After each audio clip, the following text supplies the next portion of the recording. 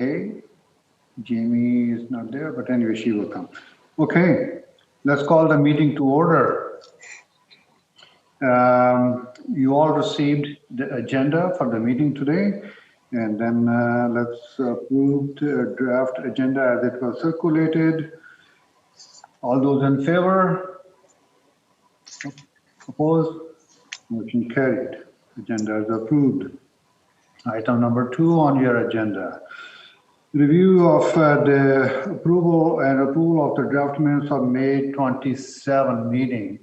Any changes to the minutes of May 27? None? Okay. May I have the motion then to approve it? And seconded? All in favor? Motion carried.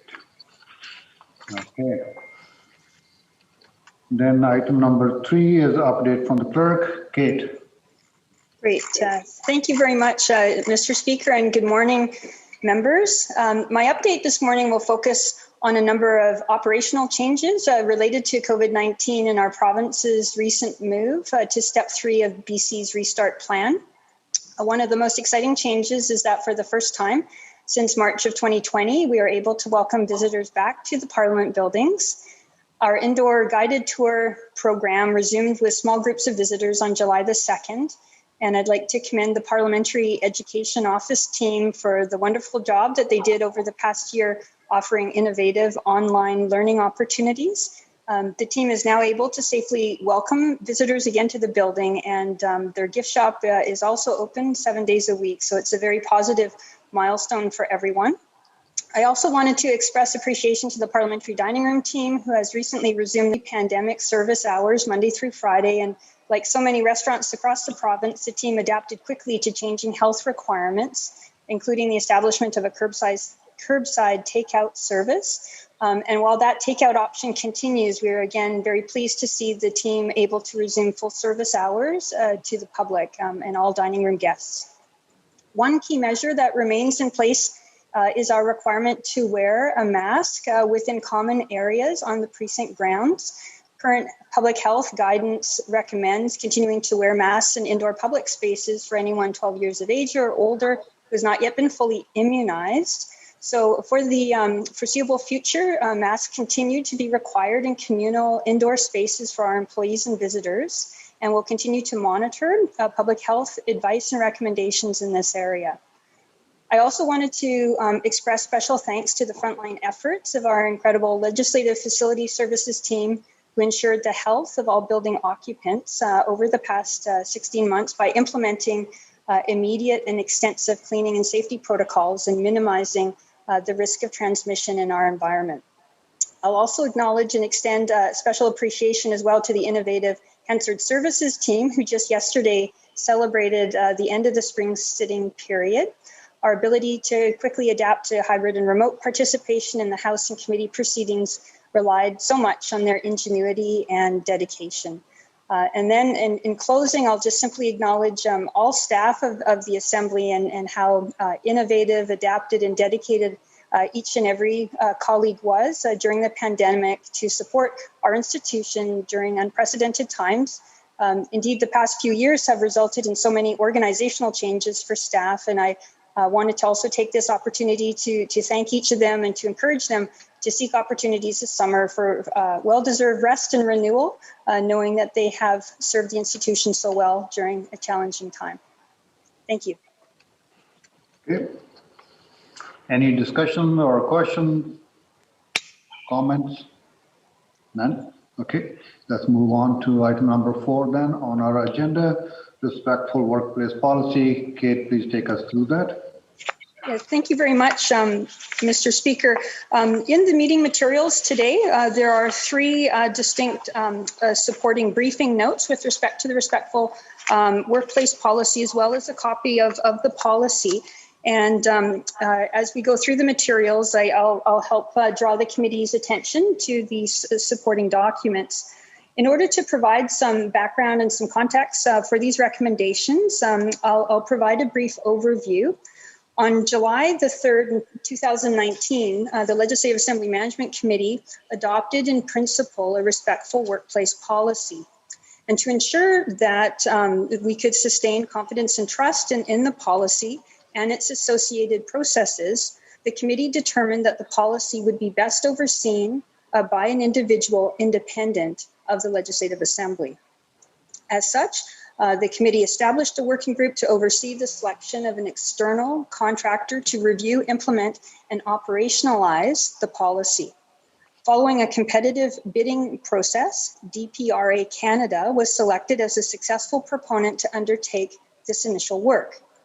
With the guidance of DPRA and in consultation with caucuses, the working group thoroughly reviewed the policy and considered a number of substantive changes with the view of clarifying and strengthening the policy.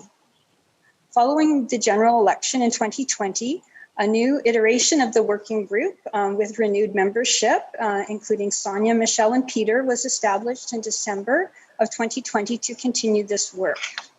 With guidance from the working group, the policy was further refined, and on June the 2nd, working group members adopted a resolution to recommend the revised policy to your committee for approval. If approved today, the policy is immediately applicable to members, caucus staff, and Legislative Assembly staff. Legislative Assembly staff will then begin working with other employment groups on the precinct grounds under the policy, such as staff in ministerial offices who may be employees of the public service. And it's our intention to work with your direction to develop MOUs for these other employee groups. Should the policy be adopted, DPRA Canada will continue to work on full operationalizing the Independent Respectful Workplace Office, including finalization of procedures, information materials, and delivering training on the policy. I'll just say a word about the objectives of the policy. The intent of the policy, as members may know, is to establish a shared and trusted process for addressing workplace issues amongst different groups that work on the Legislative Assembly precinct, with a view to ensuring and maintaining a respectful workplace environment.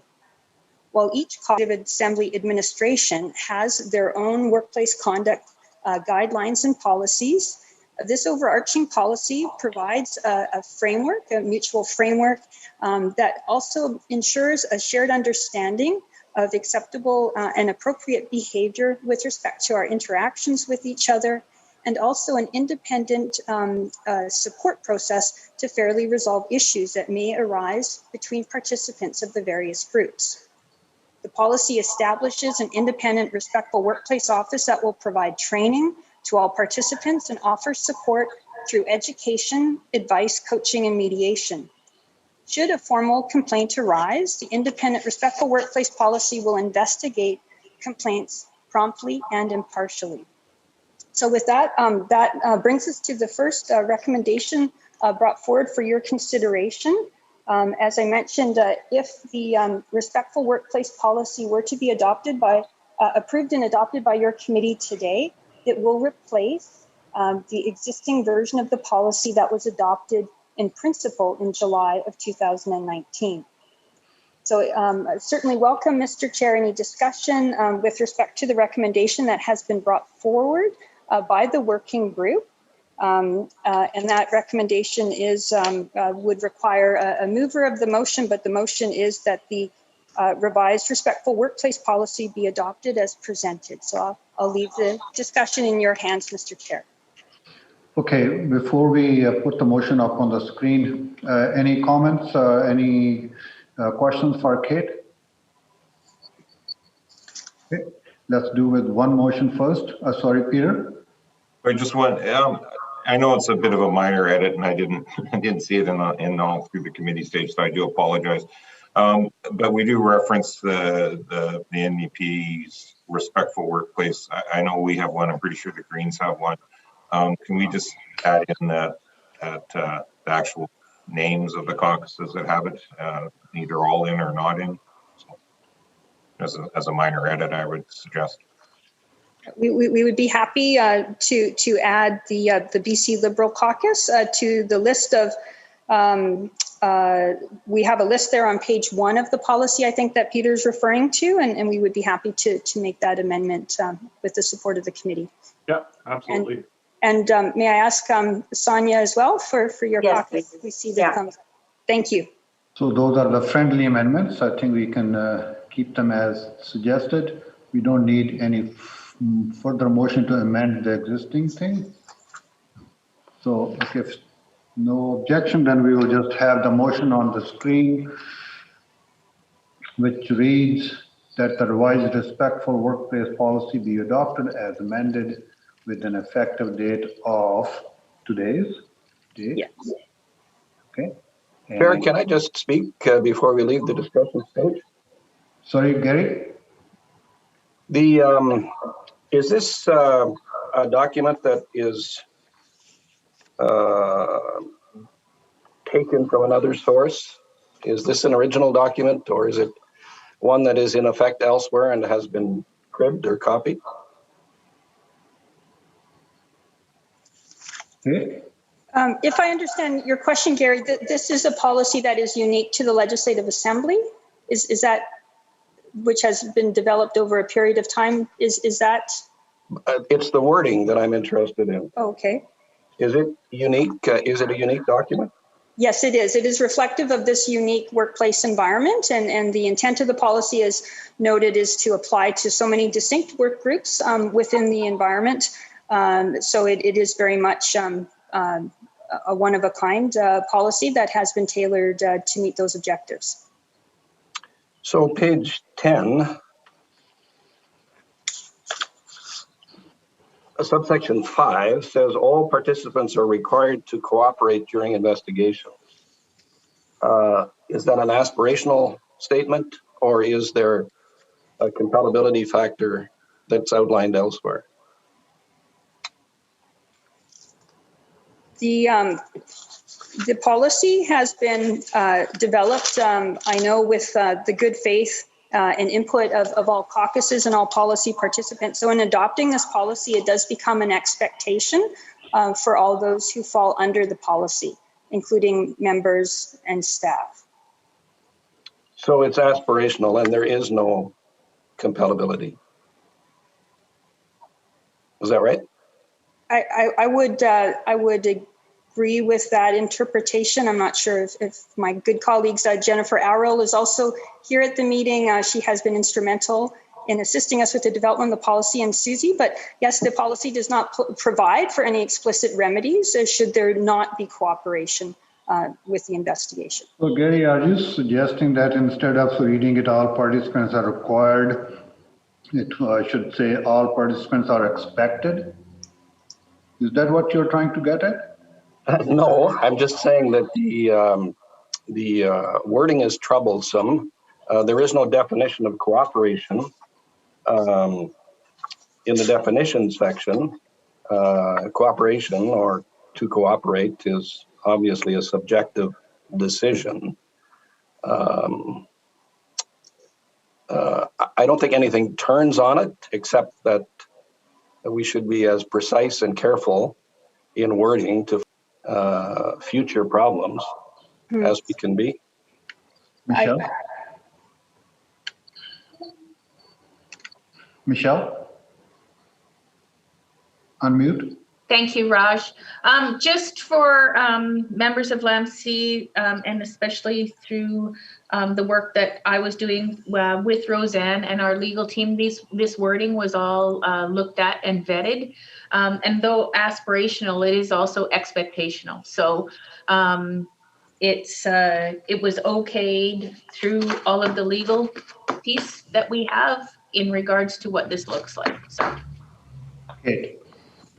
Yes, and I'll just note that with respect to the authority of your committee to adopt this policy or any other policy within our institutional environment, there are prescribed specific powers and duties under the Legislative Assembly Management Act that touch, as I said, not just on matters of administration and finance, but also for the conduct of members of the Legislative Assembly.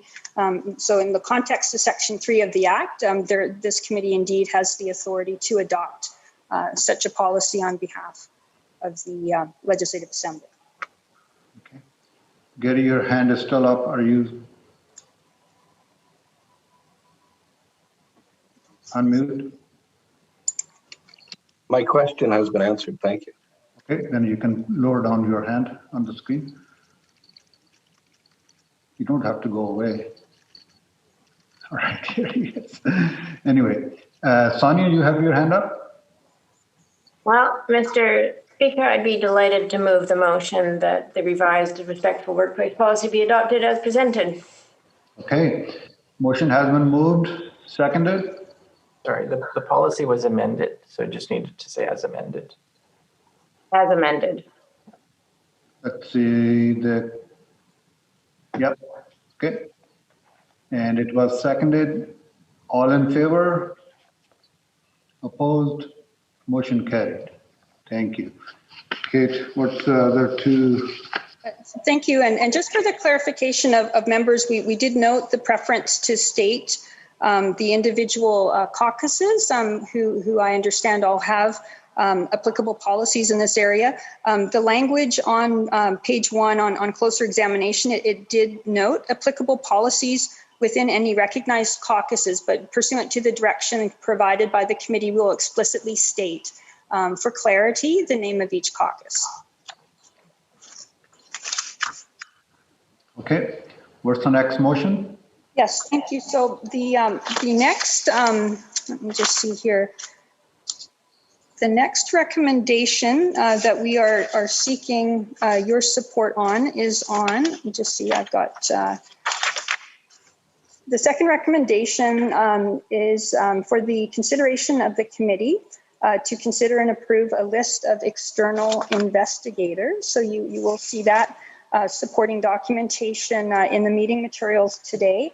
So while it is envisioned, and certainly we hope that most investigations will be able to be undertaken by the Independent Respectful Workplace Office, if required, the policy also provides for a list of external investigators to be established as well. So under section 4.03 of the Respectful Workplace Policy, there is a provision requiring this committee to approve a list of external investigators. So the list provides the option for the Independent Respectful Workplace Office or a complainant or respondent to seek any additional support which may be required to support them during the investigation of any serious, complex, or sensitive complaints. The individuals and organizations that have been identified on this list are not engaged in any way until such a time that a request is made under the policy. So this particular list of external investigators was recommended by our Legislative Assembly Human Resources team for consideration by the committee today. The proposed list of external investigators includes independent legal counsel and conflict resolution experts who have provided investigative or resolution services to the Legislative Assembly or other public bodies, and were selected on a basis of their experience and expertise in this area of work. So members are invited to look at the listing on Appendix 1 of that briefing note at this time, and we're pleased to answer any questions or take direction from the committee. Kate, on the hiring these external investigators, I want to make sure that they also reflect diversity in those people who will be investigating these issues, may be required to investigate. So that is that taken care of?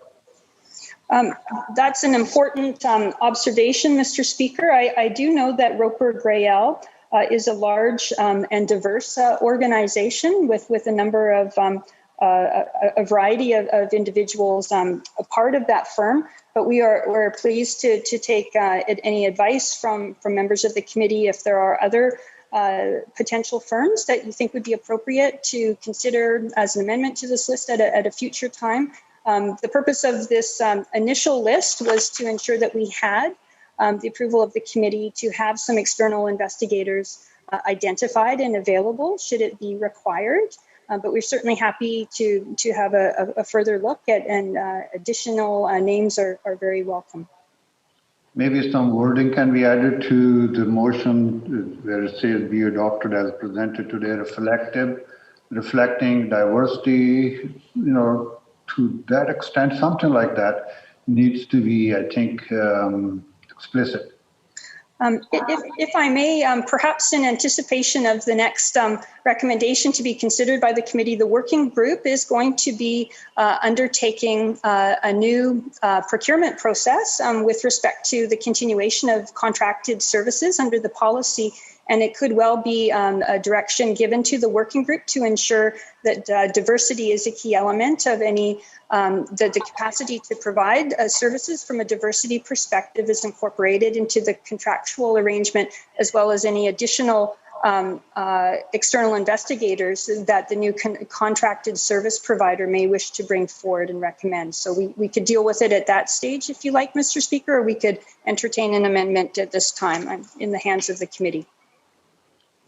Okay. Any members, any comments? I think Michelle has her hand up, Mr. Speaker. Michelle.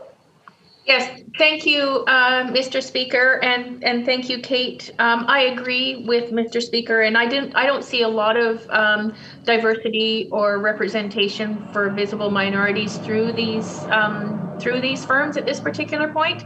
But I don't have any answers, so I would suggest that we take this back to the committee with recommendations to move forward with the next contractual piece, making sure that is a direction from me. Okay. Any further comments? All right then.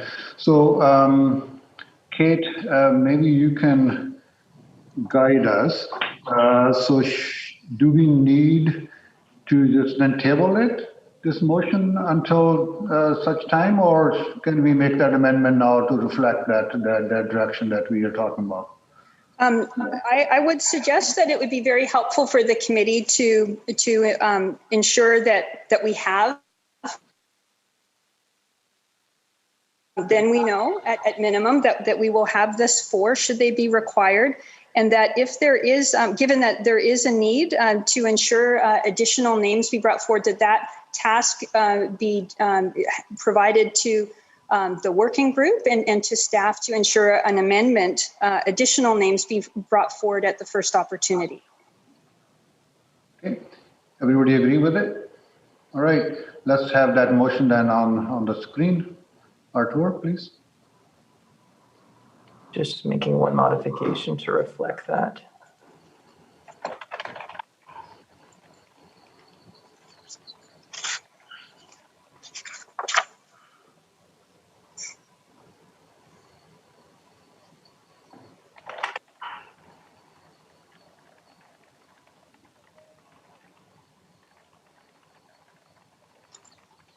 Yeah, we can certainly consult with the group and ensure that we have that information to committee members as soon as possible.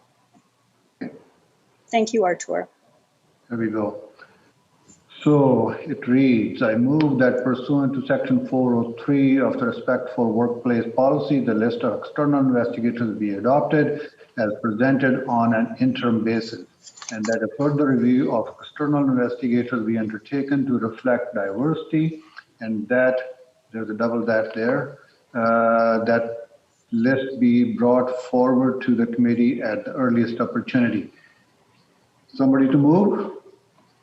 It has been moved. Seconded? Seconded. All in favor? Opposed? Motion carried. Thank you. Kate.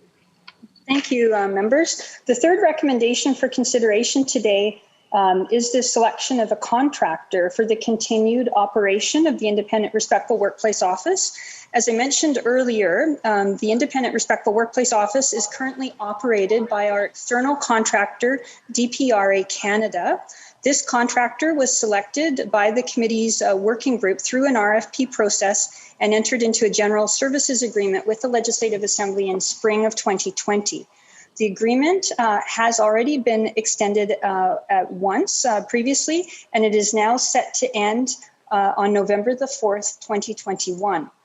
Under the existing contract, the role of the contractor is to review the respectful workplace policy, establish the framework for an independent office, and to provide initial education and training. With input from the working group, the contractor has indeed prepared the framework and procedures for the office, the initial educational content, and a detailed training proposal. To fulfill contract deliverables, the contractor will also be able to provide training on the policy before the conclusion of the contract this fall. However, as the existing contract is set to expire on November the 4th, a new services agreement is required for the continuation of the continued operation of the office. So the activities for the continued operation of the office include education, advice, mediation, informal resolution services, annual reviews of the policy, and investigations of complaint. If responsibilities of the independent office are outlined in detail in section 2.03 of your policy. The Legislative Assembly Management Committee may wish to have the working group oversee the selection of the external contractor for the continued operation of the office after November the 4th. The process of selecting an external contractor could include a competitive bidding opportunity. And once the working group has selected a contractor, the working group will report out on that outcome to your committee. We hope that process can begin as soon as possible, given the timelines that lie ahead. And I know that Jennifer and her colleagues are already anticipating the requirements for that procurement process. So special thanks to Jennifer and the team. As well, I'll note that regular ongoing reporting from the Independent Respectful Workplace Office will occur through the Subcommittee on Administration and Operations as required by the policy. Which brings us to the final recommendation on this topic. And so if it is the wish of the committee to have the working group oversee the selection of an external contractor for continued operation of the office, a motion to that effect has been included in meeting materials. Okay, thanks, Kate. No? Okay, this is the motion. Somebody has, sorry, Peter, did you have your hand up? Yeah, thank you. And maybe I should have asked this before I got the policy, but it ties in, I think, a bit with the contractor and the training. So in the policy, there's mandatory training. I can't recall that there's an actual timeline on that. Will this hamper that mandatory training? Is there a mandatory deadline for caucuses to have mandatory training, or is it going to be we'll get to it when we get to a plan? Otherwise, without the training, the document starts to become a little toothless. No, the training, you're quite correct, Peter, is that there is a requirement for training. And so the office has been preparing a proposed training framework, which I know that the working group has been briefed on. The goal is to have all training complete for all members and employees under the policy by the November 4th deadline. So the next steps after today's meeting will be to reach out to caucus executive in the days ahead to organize the specific timelines and scheduling for training. So as discussed with the working group at the last meeting, we're anticipating full day in-person sessions, small groups of 25 to 30 individuals to facilitate in-depth learning opportunities. And so there will be separate training provisions set up for the caucuses and training specific to management responsibilities as well. Any other question or comments? If not, Artur, please. Oh, I'm sorry, Mr. Chair. Michelle has her hand up. Sorry, Michelle. Thank you. I just have a question in regards to this. So when we're talking about the working group doing this, is this overseeing the selection actually including the posting of that competitive process as well? And does the last motion that included the diversity piece automatically transfer over, or do we need an amendment to this as well? I'm just looking for clarification. Yeah, thank you so much, Michelle. Yeah, I think it's clearly understood in our support of the working group. We will include a recognition of the importance of diversity within the capacity of any contractor who is successfully awarded the contract to continue the services of the office. As was the case in the last Parliament with the previous working group, we would certainly provide a final draft copy of the RFP and any contract requirements to the working group, and provide you with an overview of any respondents, and ensure that you have an opportunity to interview, for example, top respondents, and to ensure that the working group members, are aware and supportive of the award of any outcome from that process. Thank you for the clarification. I'll also mention for the information of members, we recognize that new staff will come into the environment at any point in time. And so while the existing contractors will provide training services through to November the 4th, with the target to complete training for all current members and staff on a go-forward basis, the external contractor so selected by the new procurement process will also have a requirement to continue training services. Okay. Thanks, Kate. Don't see any further hands up. Okay, here's the motion that the working group on the respectful workplace policy oversee the selection of an external contractor to provide the services of the independent respectful workplace office as set out in the respectful workplace policy. Somebody to move? It has been moved. Seconded. All in favor? Opposed? Motion carried. Thank you. So the next item on our agenda is number 5. If we request, Susie, can you please take the committee through it? Thank you, Mr. Chair. Good morning, members. As set out in the briefing note that was included in your meeting materials, the Office of the Clerk is seeking your approval for the creation of one new full-time equivalent legal counsel position to be filled in the current fiscal year to support the delivery of comprehensive legal advice and services to the Legislative Assembly. The legal team at the Legislative Assembly currently consists of one position, the Law Clerk and Parliamentary Counsel position that I hold, which was made permanent on April 30th, 2020. The briefing note lists in summary form the responsibilities and duties that I carry out.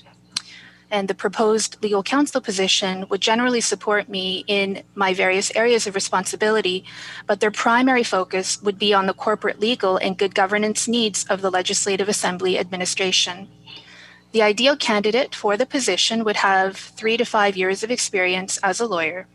A detailed job description has been developed and is currently being reviewed by Human Resources for classification purposes. As the hiring manager, if your decision is favorable to this request, I will work with my colleagues in HR to ensure that overall compensation will be competitive in the current marketplace, while ensuring prudent use of Legislative Assembly resources and appropriate relativity in terms of the overall compensation with other positions within the administration. The desired start date is September 2021. Historical budget trends suggest that this unplanned cost may be offset within the overall Legislative Assembly budget. However, given other budget pressures, this cannot be guaranteed at this time, as it is too early in the fiscal year. More analysis on the organization's forecast will be required to provide any such assurances with greater certainty. And so I anticipate that the Assembly administration will be in a position to provide greater certainty, if you wish, at the conclusion of the second quarter. In support of this request, a number of risk considerations are set out in the briefing note. In brief, in summary form, I will state now that the volume of work and oftentimes sensitive nature of legal services necessitates a second legal counsel to support me and to share the workload in support of all of you and members in the chamber and in committee, and in support of the administration with respect to the various operational requirements and timelines that are often tied to the requests that I receive. Second, adding a second legal counsel position to the legal team here would contribute to further building in-house corporate knowledge and capacity, as well as, I respectfully submit, reducing the historical reliance on external counsel for legal services that are regular and core to the functioning of the Assembly and its administration, which in my view would result in both short-term and long-term savings. Lastly, the addition of a second counsel would also address the complete lack of operational redundancy that currently exists with respect to the responsibilities that I hold as a practicing lawyer. This is an organizational and service delivery risk, and closing the gap in a lack of operational redundancy would also contribute to succession planning with a long-term view in the best interests of this organization that I'm proud to serve. And that concludes my presentation, and I would be happy to answer any questions committee members may have. Thank you. Any questions for Susie? Any comments? Bob? Thank you very much. I'm just curious, one would imagine, given the volume of external legal that we've had over the last few years, do you see there being a significant savings to the legislature by having in-house counsel in this regard? Susie? Yes, I do. However, some of the legal expenses that have recently been incurred are in relation to particular legal matters that have come up that were unanticipated. And therefore, it is difficult for me to say that by having an in-house counsel, we will definitely save this year or this in the coming years. However, there is quite a bit of work that has been done externally to date that, as I mentioned previously, that relate to the core day-to-day operations of the Assembly administration. And I believe that, and the intention behind the second position request is for that individual to be able to assume those legal services so that we don't have to go outside. Mr. Deeth, I'm happy to get into greater detail, but I would ask the chair, Mr. Chair, that I be able to do so in camera as in order to I don't think it would be appropriate for me to get into the details of the matter or, who was involved in the current public setting, but I'm happy to do so just perhaps later on at the end of this meeting. That's understandable. Thanks, Susie. Any further comments or questions? Mr. Begg has his hand up, Mr. Chair. Gary. Thanks, Chair. This is more a comment on process than anything else. I think we're getting a bit ahead of our skis here. For those of us who ski, that's not a good place to be in. I think we need a business case to support.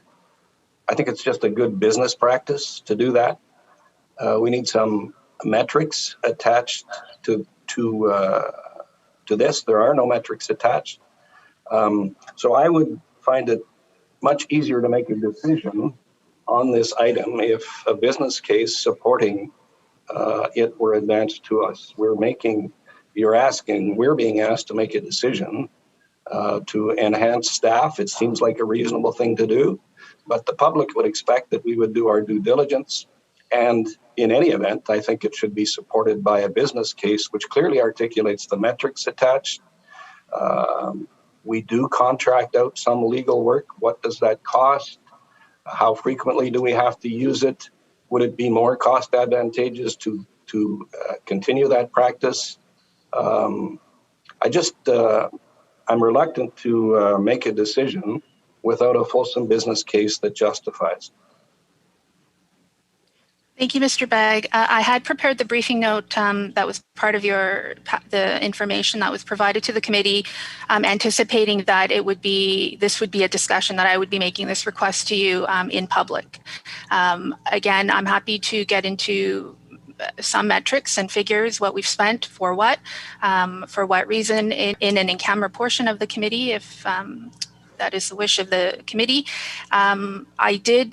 I will look to the clerk. I did prepare a business case that I did bring forward to the clerk and to my colleagues of the clerk's leadership group. And we did have quite a debate in terms of, what is best for the assembly as a whole, with costing, of course, being at the core of that discussion. But again, unless I'm advised otherwise by the clerk, I don't feel comfortable, Mr. Begg, getting into some of those details at this time, as we normally don't report out on details of legal expenditures by the organization. I don't have any expectation that you would discuss anything that you shouldn't discuss. I'm just suggesting that there should be a business case advanced that clearly articulates the issues, not the personalities or not the people, but the business case that supports the addition to the unit. I don't think I have no interest in knowing anything that I shouldn't know about. But I think in the public portion of this, there is an expectation by the public that we as stewards of public funds make a decision based upon facts, figures, process, and a fulsome business case that supports it. This is a fairly costly, I expect, expenditure and a recurring expenditure. So I'd just like to see, and I have no doubt in the lead up to this, there was a business case of some sort forwarded, and it was vetted and discussed. We were not a part of that discussion, so we don't have the knowledge in the global sense that you have in making that decision. So just a thought. Yes, thank you. No, I think both Gary and Bob have made very valid comments, and then we can table this item until item number 9, the last item, so we can discuss it in camera. Kate, you have your hand up. Yes, I just wanted to note for the benefit of committee members that we did, as Susie mentioned, have a very thorough review, as we always do, for any justification for resources that are required in a mid-year cycle such as this. And I know that Susie has provided exceptionally dedicated service, and it's important for me as her colleague to express my support for her dedicated efforts and her extensive hours in the service of the Legislative Assembly. We are happy to provide, during the in-camera portion, a bit more context in the interim, with the hope that the committee will be able to give consideration to this creation of a FTE position at the earliest opportunity. I do believe it is a critical need to ensure that we are able to appropriately fulfill our obligations to support with due diligence procurement processes and other administrative processes here in a cost-effective manner. But as Susie mentioned, we'd be happy to provide any information that the committee might require in terms of its assessments today. I did not anticipate, with respect to this presentation, as Gary has requested, any additional metrics, but we're happy to assemble anything that we can to move this along. Okay, let's, for everybody's benefit momentarily, let's table it. We will bring it up in the in-camera portion of the meeting and then discuss it. And if necessary, we'll bring it back in the public session, or we can discuss it another time. All right. Thank you. Let's move on to next item is Information Technology Roadmap. Kate and Andrew, please take us through that. Thank you. I'll invite Andrew to be our lead on this agenda item, Mr. Speaker. Thank you, Kate, and thank you, Mr. Speaker, and good morning, members. The first quarter was a busy period with IT efforts focused on enabling the completion of the spring hybrid setting while providing members and staff with ongoing support and delivering on priority projects and initiatives. Strategically, an IT roadmap has been drafted and is aligned with themes of client experience, enabling security, and building foundational capabilities and infrastructure. Over 50 initiatives have been identified that will span across this year and beyond, and will be scheduled in a manner that reflects both the priority and the capacity for the organization to deliver and respond to change. Some of these priorities were captured in the 2021-22 IT department budget. However, some are unplanned projects, as the February budget was originally described as preliminary, with the evolving landscape still under assessment. To maintain progress on IT roadmap priorities, ongoing support from external resources is required, with estimated resources needs for Q2 outlined in the email distributed in June and summarized in the briefing note. This ongoing support is required to continue the focus on client service, initiating new security-related projects, and retaining project oversight and business readiness services. But we recognize it's early in the year to be forecasting a variance, and while we will be working to reprioritize what we can within the IT department budget, it's likely that alternative funding sources will be required. These sources include General Vote 1 underspend, which cannot be guaranteed so early in the fiscal, or subsequent budget requests to be approved by LAMC later in the fiscal year. We'll continue to closely monitor IT expenditure on a quarter-by-quarter basis and reprioritize funds as needed. Greater certainty on the funding source for these unfunded priorities is not expected to be available until the conclusion of Q2 or possibly Q3. Looking ahead, aligned with the themes of the IT roadmap, observations and lessons learned, building capacity related to cybersecurity, systems architecture, project management, and business readiness are really paramount to meeting stakeholder expectations and strategic priorities. Business case documentation will be prepared to build capacity in these areas. With that summary, I'm happy to answer any questions you may have on these materials or the recommendation provided. We also have some time aside in camera to further discuss security matters. Thank you. Thanks, Andrew. Peter? Thank you, and you know, I guess just I don't think it's any surprise. I'm assuming other caucuses are having the same challenges with constituent office communications that we're having in terms of outages and you know, several in a day, and then it's stable for a while and then not. I guess two things. You know, you touched on this is pretty early in the year to be already anticipating an overspend, and so I'm just wondering why so early in the budget? Because this is 13% more to an already what seems to be record level spend for IT, and we're in Q2. And to Gary's point earlier about, you know, ultimately these are tax dollars. We're talking about bumping the yearly budget just for Q2 by 13% with no guarantees you're not coming back in Q3 and Q4. You know, at a certain point, you start to get a little concerned. Where does the ultimate budget look like it's going for IT services, given, frankly, the performance? I'd be remiss if I didn't say it on behalf of our caucus anyways, within our own ability to service our constituents has been 8 months of complete frustration. That seems to not be getting any better, if anything, getting worse. Yes, thank you. Definitely recognize the ongoing challenges that we continue to face, and we're really focused on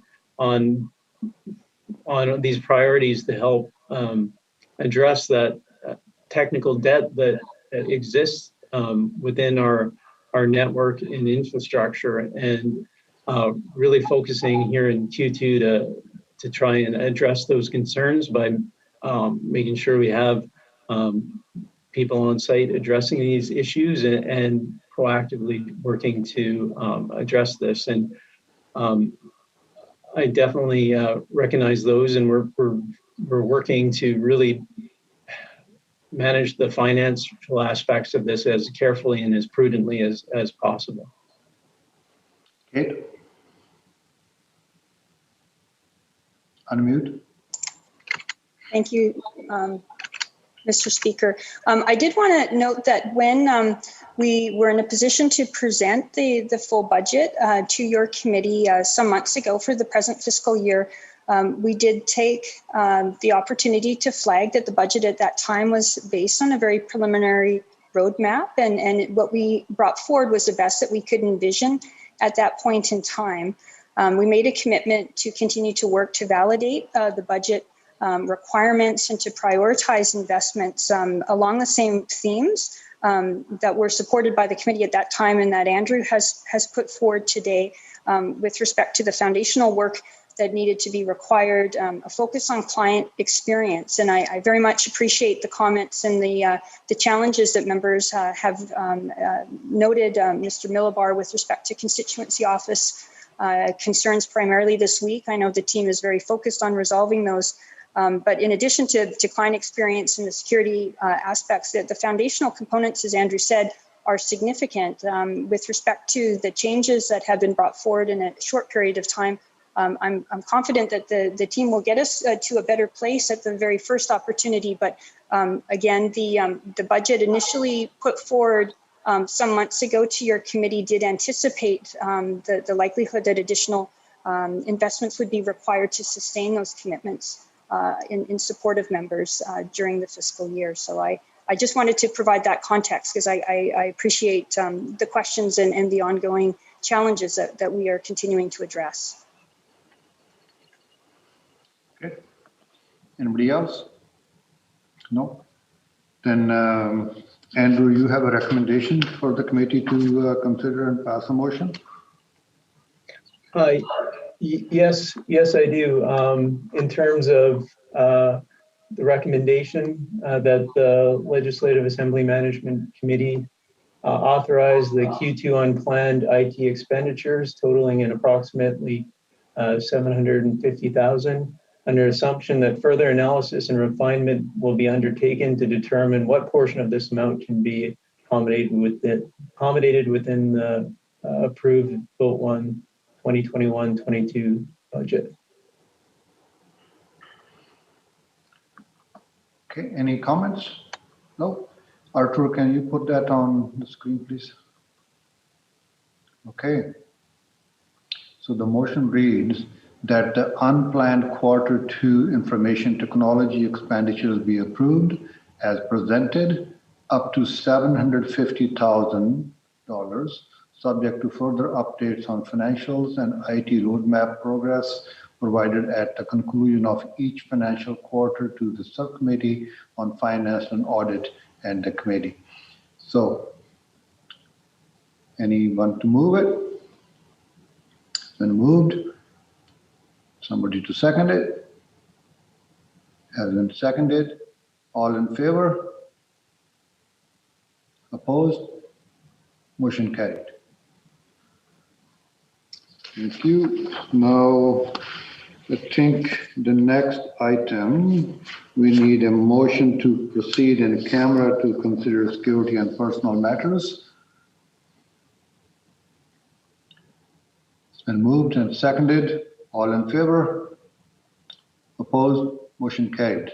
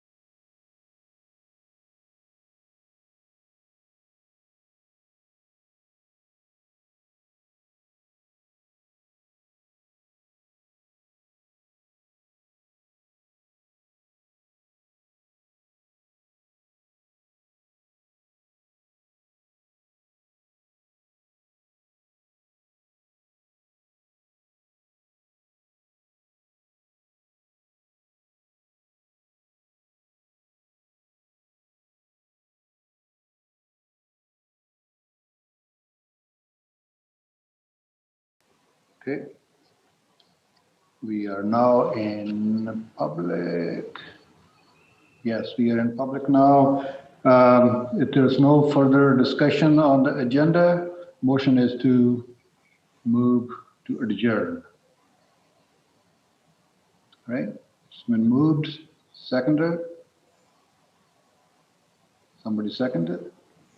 It has been seconded now. All in favor? Opposed? Motion carried. Thank you, everyone. Thank you. Wonderful. Have a wonderful